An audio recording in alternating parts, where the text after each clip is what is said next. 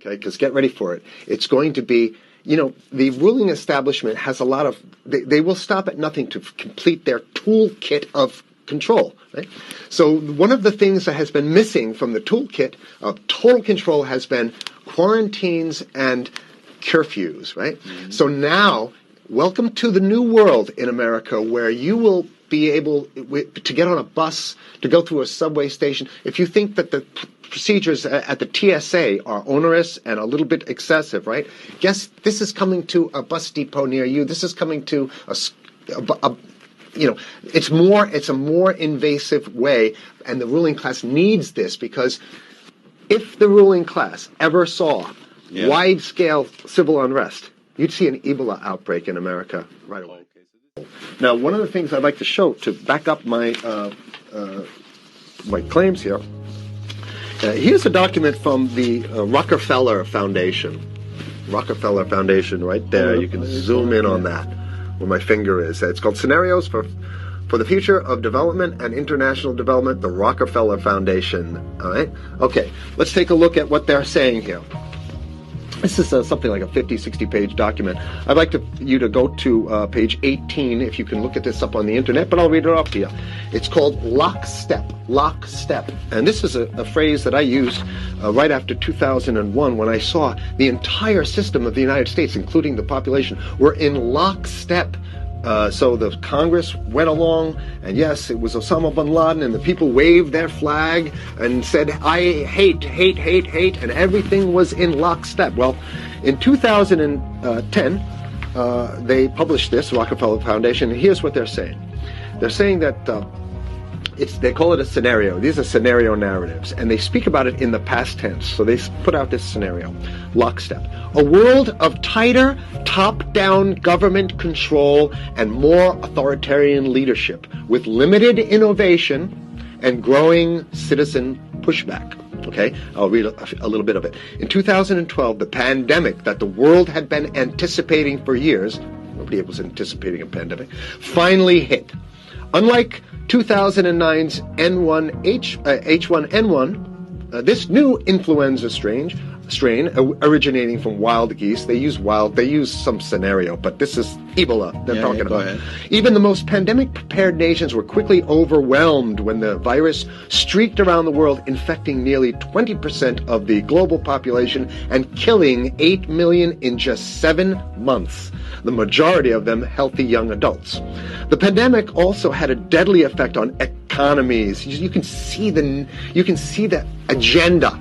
Just naked, raw, naked control agenda written down, and it's anybody's guess how this becomes effectuated in real life. So whether this is written specifically as marching orders or whether people take it upon themselves in the intelligence networks to say, okay, well, this has been produced, so this is the plan here. But these narratives have to be written in advance because the intelligence agencies don't know how to do these narratives. They need help.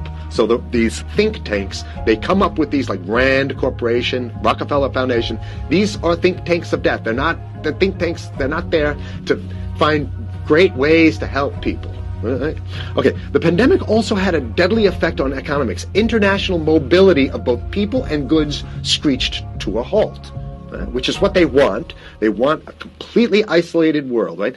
Debilitating industries like tourism and breaking global supply chains. Well, of course they want tourism. They want you stopped because they're not in the tourism business, and they want you at home in your house in front of the TV. Then they got you, because once you watch the TV, they own your soul.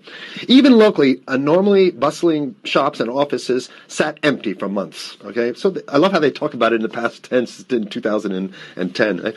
The pandemic blanketed the planet, though disproportionate numbers in Africa died. Southeast Asia and Central America, where the virus spread like wildfire. It sounds like the opening monologue of a disaster movie, right? Exactly. Over the opening credits as they show the disaster. Sure. And they made it real. They have something like this, a narration like this over the credits that sets you up. Now listen to here's the good stuff now. But even in developed countries, containment was a challenge. Now, here's this one. I love this one.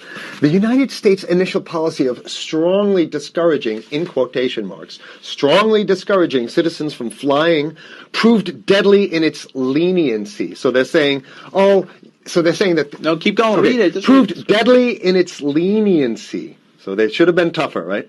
Accelerating the spread of the virus, not just within the United States, but across borders. However, a few countries did fare better.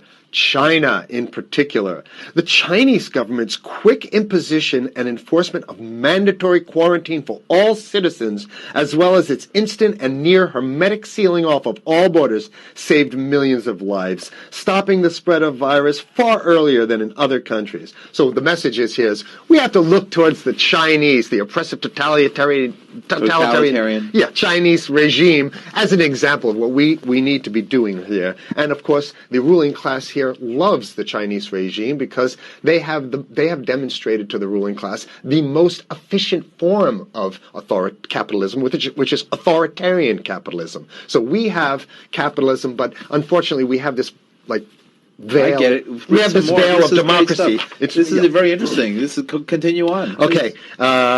China's government was not the only one that took extreme measures to protect its citizens from risk and exposure. During the pandemic, national leaders around the world flexed their muscles, flexed their authority, and imposed airtight rules and restrictions. You can see the agenda. Okay, go. Okay. From the mandatory wearing of face masks to body temperature checks at the entries to communal spaces like that's what's happening right now. Yeah, but soon it's going to be like body. It'll be at the subway. Yeah, is that what you're saying? We'll be going through this in the subway to get on buses and the subway, absolutely, things positively. like that. And what this means though is don't think about having a cigarette, a joint on you, or basically you can't. This is a dragnet for everything. So if in order for you in other words, just like with stop and frisk, this is ultimate stop and frisk. This is the ultimate cavity stop and frisk, cavity search kind of thing. All right, so during the pandemic, national leaders around the world flex their authority. Now there's some good stuff. Listen to this. And even supermarkets, they want body checks at supermarkets, okay? So basically what they're saying is they're building a system where every move you make, you got to go through them. You can't get food. Well, how about if you go to the farmer's market? Right. Here's the good stuff now. I mean, it just keeps getting better. Even after the pandemic faded, this more authoritarian control and oversight of citizens and their activities stuck. And even intensified. That's the whole point. So they're going to get rid of... Didn't that happen already with 9/11? Of course. 9/11 was how many? 14 years ago, and we still have all these draconian So rules. they're going to put the body cavity USA searches Patriot and all That's that right. stuff. So in order to get to a supermarket, you got to have a body cavity search. And then when there's no more Ebola, well, you know what? We kind of like this way because we have an complete infrastructure of a control grid, like my friend down in Austin, Texas, Alex Jones says, control grid. Okay. And yes... Alex Jones is a controversial figure. Well, you may not like a lot of what he says, and I think that a lot of his stuff is a little bit, I think the way he delivers it can very much turn people off. However, he is hitting the salient points, let's say. Now, even after the pandemic, in order to protect themselves from the spread of increasingly global problems, from pandemics and national terrorism to environmental crisis and rising poverty, leaders around the world took a firmer grip on power. Well, what the hell would rising poverty have anything to do with imposing strict citizen controls with face masks? So they're very sloppy stuff here. At first, the notion of a more controlled world gained wide acceptance and approval. I'm sorry. Nobody likes this stuff. They're just saying it.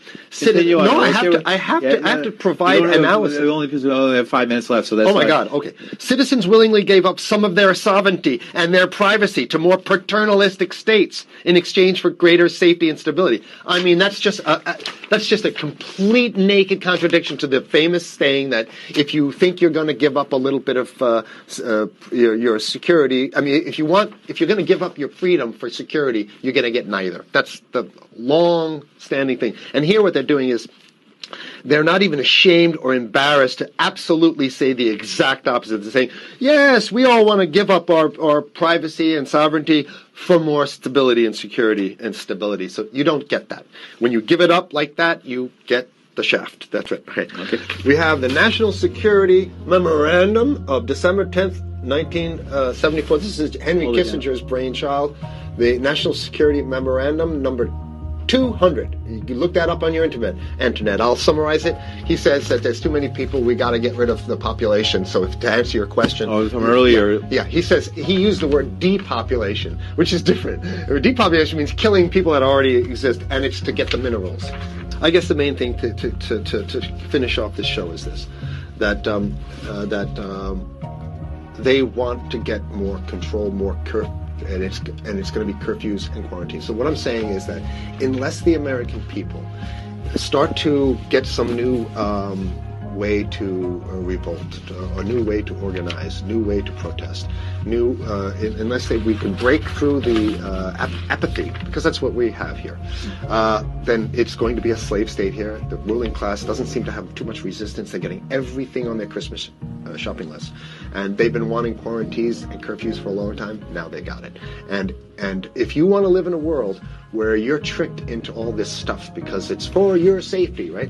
And if you want to have a probe and make sure you got to check your pockets, make sure you don't have anything incriminating on you before you go out, and when you step out of your house, you want some police there to monitor and see what you're doing. If that's the world you want to live in, be apathetic, don't do anything. You're going to get that world very soon. It's coming your way, definitely.